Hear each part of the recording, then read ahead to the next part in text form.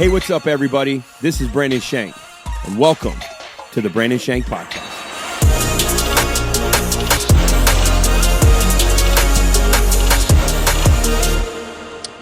What's up, everybody? Welcome to the podcast. As always, got my man Corey, and just want to give a shout out to all those Washington Commanders fans out there. We may not be 4-1 again for years to come, so let's enjoy it, man. You're looking good. Looking good. Dude, there was a statistic, and it was something about the amount of times we were 4-1 in the last 20 years, and it was disturbing. It was so disturbing that I wrote it out of my mind the minute I heard it. It's like, man, we have waited a long time. My dad, he's been a lifelong, he was a Redskins fan, and we grew up in D.C. in the 90s, and he was like, man, I'm going to be the most annoying fan. He's like, because we have nothing to cheer about for so long. But on another note, MLB playoffs are electric. I don't know who's been watching those, but they've been a lot of fun to watch too. You know, the mystery teams like the Tigers and the Mets. Yeah, I've been tracking it. I haven't had a lot of time to watch it, but yeah, it's crazy. Yeah, I've just watched parts of games too. And then on a downfall, let's start this podcast off on the wrong foot. Another player from Georgia was arrested. So the Georgia Bulldogs now have 7 players that have been arrested since January. And at some point, I don't understand. I just don't understand. And, I just don't understand, like, what kind of culture is being created. Kirby, great coach, man. I feel like he's a great guy, great coach. But how in the world is one team have so many off-the-field issues? I think there has to be – it's something we got to look at. These are college athletes, and it's like they're breaking numbers pro teams aren't breaking. These are college kids. And so a lot of them are off-field speeding and all kinds of stuff. And you're like, dude, what is going on? That should not be a headline for a college football team, especially a team as good as the Georgia Bulldogs. Do you know what I'm saying? Yeah. It's crazy stats.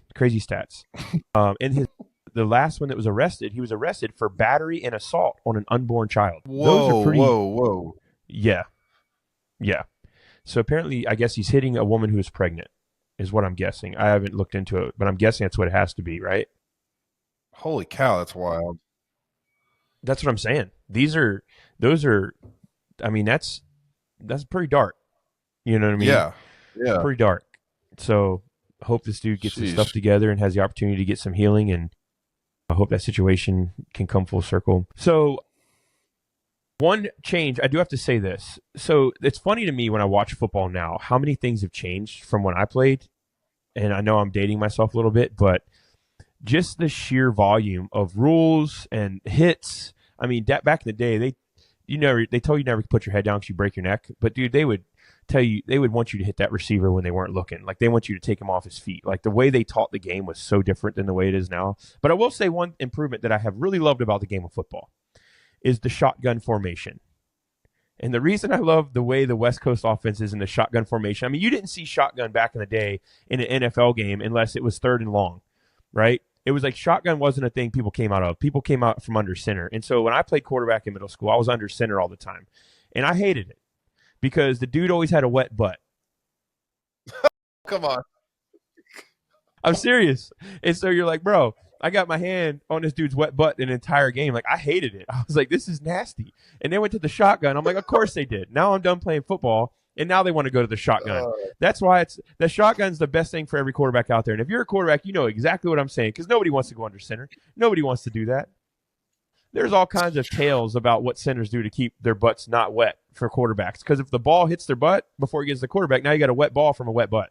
It's a real thing. Come on now. Quarterbacks will tell you that is a real thing. I believe Tom Brady addressed this at some point, and something his center does to keep his I don't know if it's an extra towel, but something he does. And a lot of centers have towels on their back so that when a quarterback can rub his hands, it's wet butt. It's a real thing. They have a towel so the center has a towel on the back of him so the quarterback can use it? Yeah, to wipe his hands off. You ever seen centers with towels on the behind them?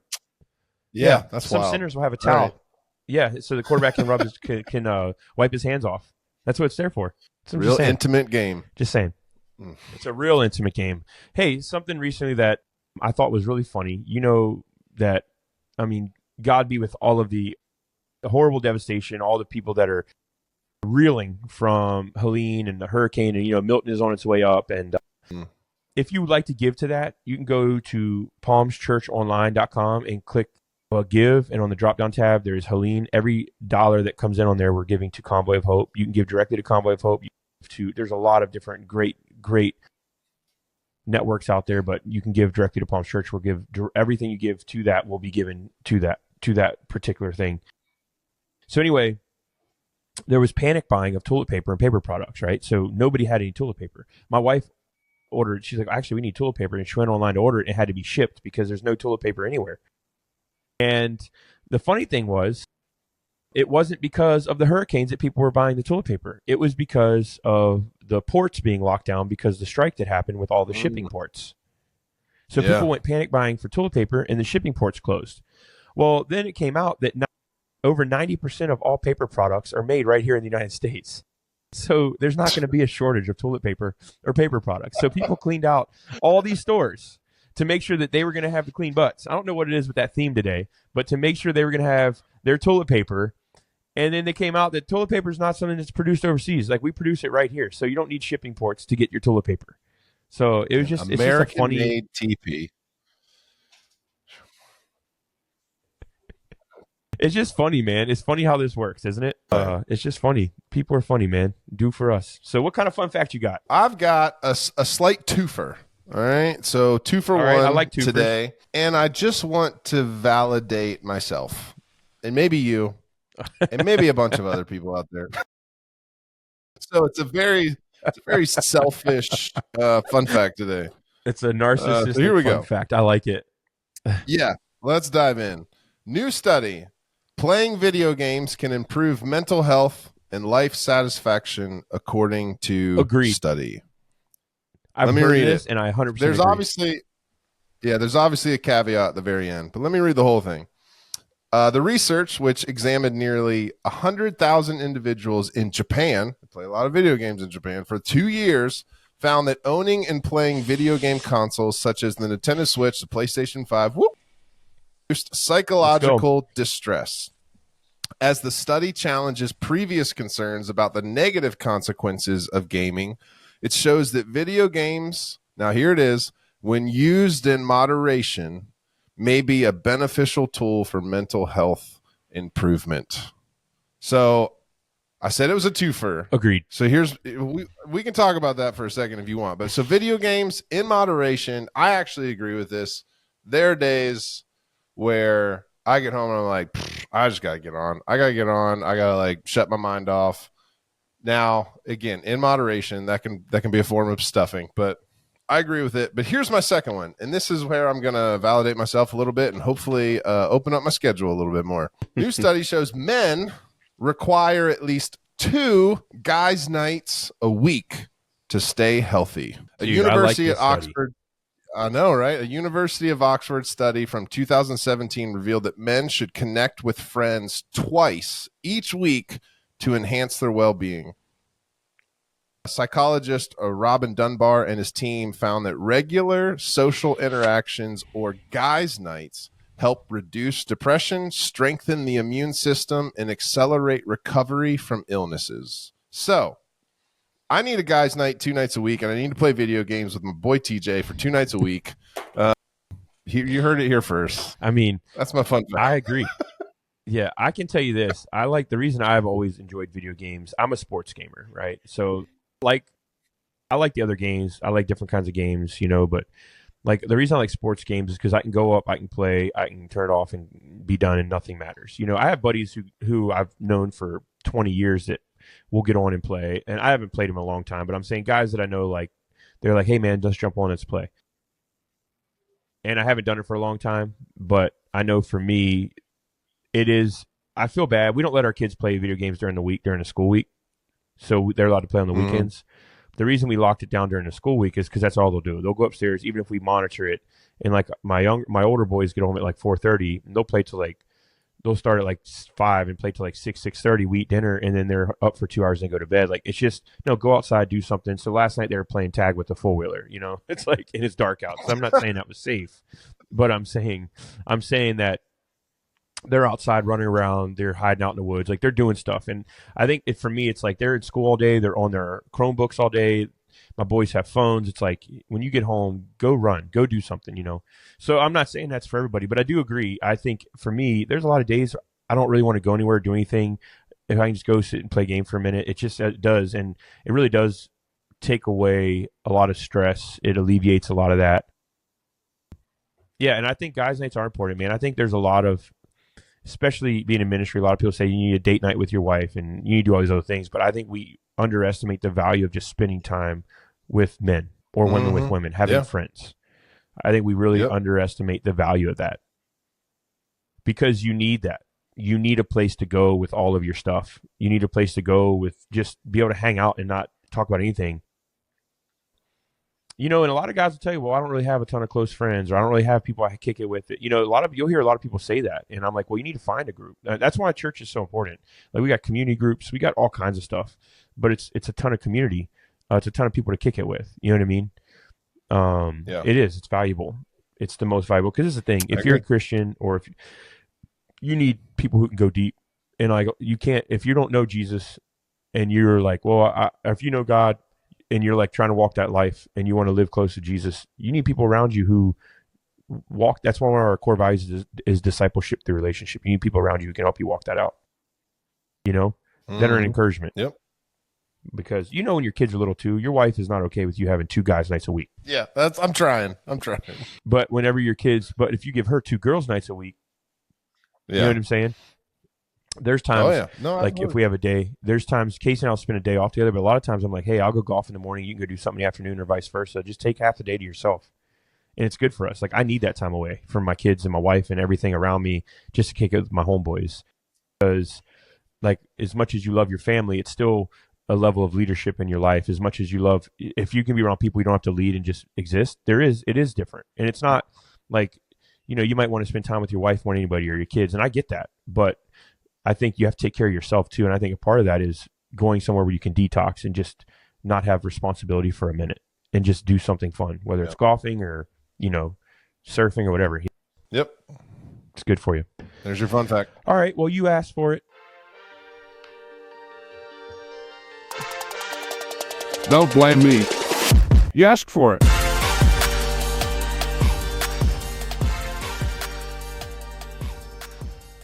All right, Corey, you're going to like this one.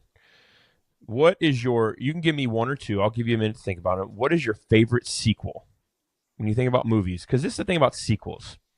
Sequels are really hard because there's not a ton of sequels that are better or as good as the original. Now, I will say this. The sequels that I like the best aren't always the best movie in the whole group of movies. I don't know what you call that. In the whole, like, it depends index, on how many movies there is. Yeah, sure. So it's not that it's the best one, but my idea of rating a sequel is, does it add value to the first one? Does it make me watch the first one differently and like it more? Then the second movie doesn't have to be better, but if it provides that, then it makes the first movie even better. To me, that's a good sequel. Yeah, I agree. Doesn't just have to be a great movie. So I'll give you 2. Go ahead. It's hard not to immediately, and I know you're going to be like, it's hard not to immediately say Empire Strike Back. The Star Wars. I was going to say Star Wars. I knew it was coming. It's hard not to say that because it is the best Star Wars movie. It would be impossible to have a fun fact conversation on this podcast without mentioning Star Wars. I think that would be an abysmal joke to all those. That'd be bad. You know what I mean? That's a slap in the face of cinematic movies. Something to all the nerds out there. But as of recent, and honestly, recently, probably my favorite theater experience in a long time, and one of, a masterpiece of a movie is Dune Part 2. Yeah, I've heard that. And my oldest son, Caden, thought it was fantastic. He loved that movie. Yeah, he was like, oh, it's got to be the best movie I've ever seen in my life. Yeah. A lot of people said cinematic, like it was just a beautiful movie. It was everything in that movie, the score, the cinematography, the acting, the story, everything was fantastic. Yeah. Yeah. I like it. So you'd say Star Wars, Empire Strikes Back, and Dune 2. Yes. Yeah, I would have picked those for you because those are very, very much in line with what I would have assumed you would have really loved. I would say one for me would be Top Gun Maverick. I thought that movie was awesome. Very good. When I watch that movie, it makes the first one better, and that's hard to do when you're talking about movies that are 30 years or more apart. You know what I mean? Yeah. Yeah. And it just gives such value to the first movie. Like, you really want to watch the first one again. When you watch the second one, you're like, man, they're both. I can tell you there's not a favorite between the two. It's a great choice. Another movie I thought was really good was Dark Knight. That's a sequel that I really enjoyed. I'm so mad at myself for not saying that one. That's a fantastic. I mean, that's masterpiece right there. Yeah, it really is. That was really, really well done. And Batman's like the one action hero that I enjoy because there's a little bit. You could almost be real kind of feeling. You know what I mean? Like, yeah. It has that feel to it. Yeah. And then, one sequel that is going to be a wild card that I'm not saying a cinematic feature. It's not. But one that I did not know, but I found out was a sequel, and this might be a surprise to you, is National Lampoon's Christmas Vacation. Yeah. It's I the knew first there was. one is I mean, just National Lampoon's goes on Vacation or something. Yeah. Yeah. So that brings me up to my point of that brings me up to point. Gladiator 2 is coming out. Yes. November the 22nd. All right. Do you know the storyline? Not like in depth. No, I'm trying not to dive deep into. As of recently, here's my stance on movies. I would prefer not to know a lot about them before I go see them. Like, I just want to be like, I'll watch the trailer, I get it, but for most times, I'm trying to keep myself oblivious to. I want to be surprised. And I would say I'd say anybody who was alive during Gladiator, it is one of those movies like Top Gun, where you're like, this is near impossible for this movie to have value because of how good Gladiator was. So what could they possibly do to make this movie valid other than just another Gladiator? Like, who cares? Does that make sense? Yeah. Well, this is not a spoiler alert, but this is in the trailer. I watched the trailer, so that's all I'm going to tell you. All right? Just the trailer. The main character is Lucius, who was the nephew of Caesar. You remember Lucius? Yeah. Well, Lucius, it wasn't said in the first movie because he was under false pretense, is actually Maximus' son. Yeah.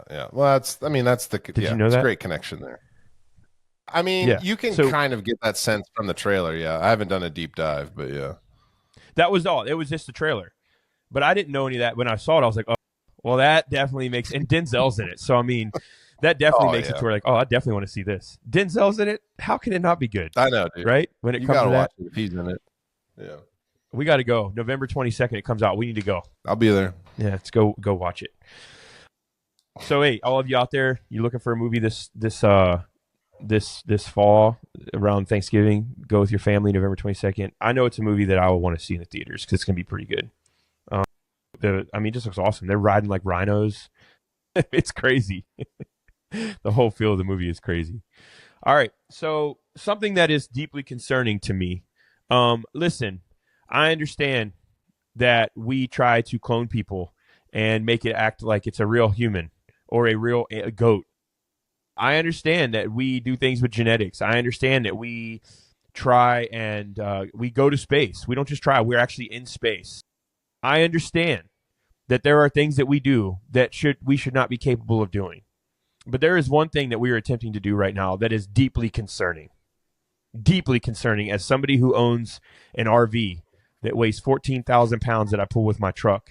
There is something that we are trying to do, in my opinion, that is deeply concerning.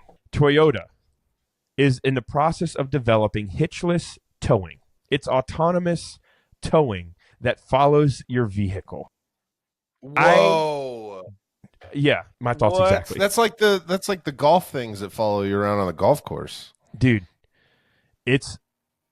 I can't imagine driving 70, 65 miles an hour down the highway with something 14,000 pounds following me at that speed without a hitch and thinking, when I hit the brakes, this thing's going to break. What if it doesn't? So it's got to have its own like engine and stuff then, wouldn't it? Like, how? Well, they're saying, or it would be electric. Somebody joked that if you're on the same Wi-Fi, it works. That if the truck...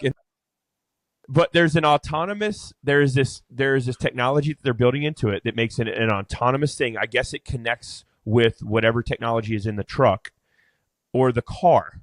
So they're saying you don't even have to have... You can have a little car and have this thing follow you, because whatever technology is in the car is also in the tow vehicle, and those things connect and it follows at a distance and it responds to the same things that are being done in the car. If it's brakes, it brakes. If it's, you know what I mean? That's insane. Yeah, I gotta research this. I feel like Yeah, it's crazy because this is the thing. I thought you were gonna say like a magnet or something, but you could have somebody, and this is my point. You could have somebody driving a Prius going down the road at 80 miles an hour with this trailer flying behind them at 80 miles an hour. So you're telling me you're going to pull a trailer at 80 miles an hour that doesn't have a hitch on it when you wouldn't do that with one that does have a hitch. That thing's just going to break. Like, do you imagine the chaos if that thing doesn't? It's just amazing. So you're having people drive trailers hitchless that have never driven a trailer, and you're thinking, well, the trailer will just follow them. But this is the thing you don't understand. What if you go through an overpass that is too low, or you go through a drive-through? Like, you're not thinking about these things. You're just driving in your car, not realizing there's a massive trailer behind me, or even if it's just a 20-foot trailer or a 15-foot trailer. I mean, I don't think this is possible in the long. I mean, I will say it right here first. I think this is an absolute disaster of an idea. I think because I mean, even with my truck, if I don't feel the weight on my truck pulls my trailer really, really well. It's great. There's times if I don't remind myself, I forget that it's back there. Now, sometimes, not always, but you got to constantly remind yourself there's a trailer back there. You can't just make a UE right here. You know what I'm saying? Yeah. So there's a lot more than just that trailer follows you to pulling a trailer. A lot more than that. That's wild. It's going to be crazy. Yeah. That's my stance on it. There's a lot more to pulling a trailer than the weight and whether or not your car can pull it when you pull a trailer. You know what I'm saying? Well, like I said, it's got to be electric or like a Tesla or something. It's because it's something from what I understand. You're not. I don't know if it's a specific type of trailer. From what I understand, it's hitchless towing that I think can be installed on any type of vehicle. Well, okay, man. Well, I guess we gotta find out more. I mean, I know they're like. I just read they're for those of you out there that want to go camping. Stage. So I witnessed something very interesting the other day. Shifting gears here for a minute, I was at my son's baseball practice, and their baseball practice, their field is right up against a main road. And I looked in my rearview mirror, and I noticed that traffic was backing up, and I couldn't really see an issue as to why it was backing up. But then I saw two cars in the middle of the road that I thought, oh, maybe there was a small accident. But I see two guys in the middle of the road, nose to nose. And there was two grown men ready to throw down in the middle of the road. And this is a busy road. I'm talking multiple lanes. And the thing that was interesting is cars weren't going around them. And literally everybody had stopped where they were at to watch these two guys throw down. And I was sitting there thinking, like, these guys are going to get in a legit fight. It was the longest cuss-out session without any hands thrown I've ever seen in my life.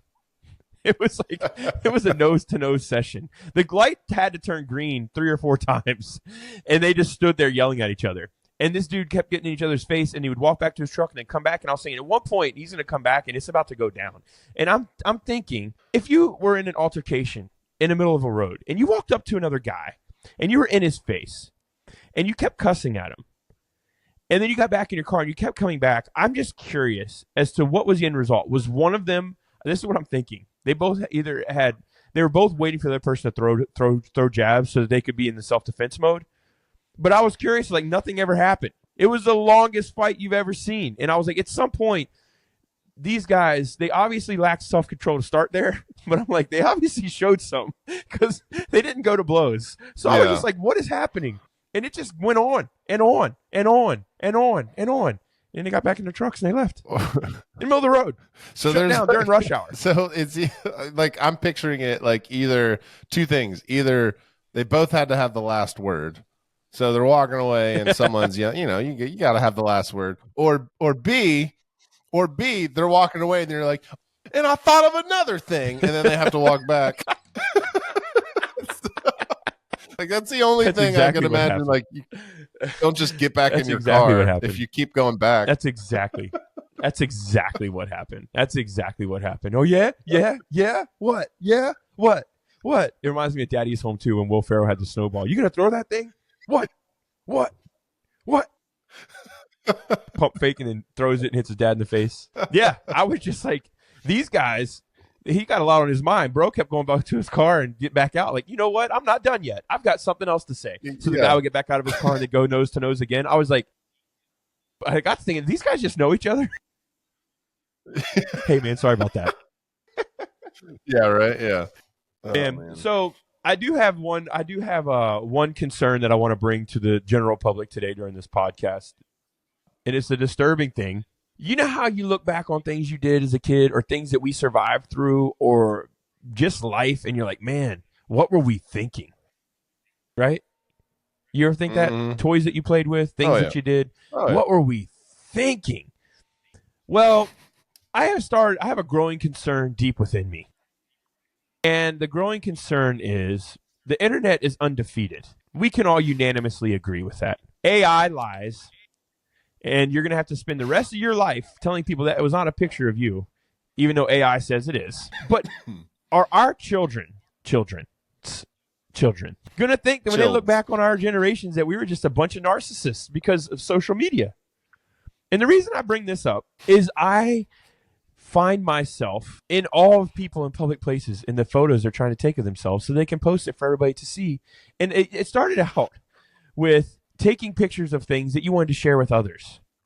And now it is taking pictures of places that I want others to see that I'm in. And I'm always in the picture. You're always in the picture on your Facebook, on your Instagram, which I get. We all do it. So my concern is, how many things would you not do if you didn't have to get a picture? And how many things would you do if the picture didn't matter? How much has it actually changed our life? That's good. I'm wondering how many people out there would actually be really happy if you didn't have to snap a photo of everything you did, or you don't feel pressure to go to a specific event or a restaurant or attend a party just so you can get a picture. But you actually lived your life not worrying about your portfolio. These are just thoughts, because years ago there's a pastor who's really well known. He said he stopped doing events, speaking as much, and people were like, man, this guy was traveling, he's doing the same. But he said the reason I stopped doing them is because I started asking myself, am I going just to get the pictures with all the other people that are there, or am I going because I feel called? Because he used to go and get pictures of all these famous people backstage and get pictures of the auditoriums and all these big events that he did. But he said, am I going because God's asked me to go, or am I going because of my Instagram? I just thought that was something I actually asked myself a lot, is like, and I don't post is that much, but it's, am I doing this event or thing because I want the social piece of it, or is it something I really enjoy? And it's just funny because when you see people take pictures of themselves in public, they're dead serious. And it used to be abnormal. And now it's like, oh yeah, people are just taking their selfies. And you just think, like, I'm telling you, the most prophetic movie made in our generation is WALL-E. Yeah. I stand by that. Just floating in our carts. Yeah. Don't want to get out. It's the most prophetic movie, man. Yeah. I love the thought too of, you know, we can look back on pictures of like our grandparents, and they're these like regal kind of like portraits, or they're, you know, I vividly remember these like old photos that are like just in color and kind of blurry and beaten up, and they're standing in the yard and everyone's dressed nice, whatever. Well, now it's like fast forward to like when my kids are grandparents or whatever, and their grandkids are looking at photos or whatever, and they stumble across their TikTok, and it's them doing these like viral dances on TikTok. Oh, yeah. Like that to me is Internet's the undefeated thing of, like, that is the vast difference that we've created, which is hilarious. You're like, yeah, I completely agree. Maybe don't watch those videos. I completely agree, man. I completely agree. Yeah. That's a great thought, though. What are we putting out there? Yeah, it's a fantastic thought of, like, I just recently went to a concert of a band that I've, you know, been listening for, goodness, 2 decades now or whatever. And there were moments that I had my phone out, but like immediately it was like, but also just be here. Like I wanted to capture it, but it's so like, that's the dichotomy we live in right now. It's just like, man, I'd love to like remember this in like a video format. And so I took some videos, but at the same time, I kept putting it down because I was like, no, just watch it. Like, just be here and watch it. And yeah, it's a great reminder. Yeah, what am I doing this just for? You know, am I doing it just for the gram, or, you know, am I doing it for my family, or am I doing it, you know, for myself? It's a real battle that I think, especially our kids, will have to be prepared for. Oh yeah, well, and it's good. It's a good point, man. It's a good point, and it's something that I think about all the time. Like, what am I really doing it for? Being present. I think that way. I go to sporting events or I go to concerts. Same thing. I was at Dave Matthews concert this summer, and I got a little bit on, but I'm like, man, it was just, the night was perfect. It was summer. You know, summer in Virginia Beach, in the evenings, we get down to around 105. So it was a beautiful summer evening, man. It was probably 70 maybe 80. There was very little humidity. There was a breeze. The sky was so deep and dark, and the stars were so bright. It was at an amphitheater, and Dave Matthews was playing. So they were just vibing, man. It was just such a jam session, and it was just a perfect evening. Place was packed. Everybody is having a good time. And it was just like one of those moments you want to capture in a bottle. And I took a couple of videos. I was like, man, I just don't want to miss it. I don't want to miss the moment. You know what I mean? So completely understand that. Well, hey, I got a final thought. Here's my final thought. Listen, I know I've said this before, but I just want to reiterate it. You're doing better than you think. All of you out there, you're doing better than you think. You're still here. You're still vibing and driving and thriving and jiving. You're still doing it. I mean, let's think about this. In the 80s, do y'all remember those bikes that had those metal pedals that they would jack your shins up if you stopped? They would cleat right into you. Do you remember those? Those things were awful. I've got a story. Remember merry-go-rounds? I've got a story about stuff. Yeah. Let's hear it. So I used to be into BMX biking, and so the BMX would have these like large cylinder-shaped pegs on the pedal, so that way your foot wouldn't slip off. Well, I went off of a jump. And when I landed, my foot caught the edge of one. And so it stomped it down and it spun it back around and it stuck into my shin. And I literally, there's two pegs that literally punched like a little cylinder sized hole into my shin. And so I had to rip it off of my shin. And there's, to this day, you can feel the indentations on my shin of where it just poked two holes in my shin. No stitches, because it was so small that now back in the day, which they tell you not to do nowadays, they just poured peroxide into it, which stung like crazy. Another point. You're doing better than you thought. And what about merry-go-rounds? Do y'all remember spinning your friends so fast until they start flying off concussed, right? We made it, guys. We made it. Jungle gyms, the most dangerous thing. I mean, now they got our playgrounds were on concrete. And if you're lucky, mulch. Today, they got jungle gyms on rubber and sand. You know, like they don't even have jungle gyms. Like, listen, you remember those half dome things you climb up that were metal? I was just getting ready to say it was like 20 feet tall. Yeah. I mean, we made it, guys. My point is, you're doing better than you think. Be encouraged today. You're doing better than you think. Things are better than you think they are. The finances aren't as dark as they could be. Your kids love you, even though you may not think they do. Listen, there are things in your life that are a lot better. You could be listening to this and you're incarcerated and you're thinking, well, how can it get any worse? Because you're still alive. There's still purpose in your life. God still has a plan. And I want you to know that there will be better days. They are coming. They are here. Don't wait for tomorrow. Like, make it today. The Bible says don't worry about tomorrow because you don't know what a day will bring. Like, let's focus on today. But you're doing better than you think. Let me pray over you. God, I pray for each and every person, every listener. Pray they know that, God, you see them, you value them, and that, God, you'll never, ever leave them or forsake them. I pray that they would hold on to your promises and know that you are with them and that, God, you cherish them in such incredible ways. In Jesus' name, amen. Has anybody ever had a reincarnated fly? Or not a resurrected fly? Because I'm pretty sure I've killed this fly in my office 3 times, and I think it came back to life. And I think he keeps coming back to life. This little guy, I've killed him 3 times. Reincarnated was wild. Not reincarnated. Resurrected is what I meant. That's what I meant. I'm just thinking about who that fly could be. I don't know. We'll see you Sunday. Holy Ghost Stories are coming live 9:30. See you there.